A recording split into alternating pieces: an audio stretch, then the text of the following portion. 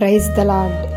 ఈరోజు దేవుని వాగ్దానం యెషయా గ్రంథము 66వ అధ్యాయము 12వ వచనము. నది వలె సమాధానము ఆమె యొద్దకు పారజేయుదును.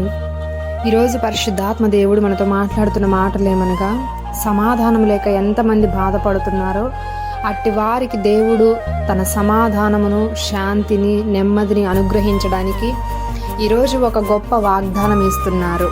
ఈరోజు నీ సమాధానం కొరకు, నీ జీవితంలో నెమ్మది పొందుకోవాలని ఎన్నో ప్రయత్నాలు చేసి ఉంటావు, ఎన్నో మార్గాల్లో కష్టపడి ఉంటావు, ఎన్నో విధాలుగాను శ్రమించి ఉంటావు. కానీ దేవుని యొక్క సన్నిధిలో మాత్రమే సమాధానం ఉన్నది.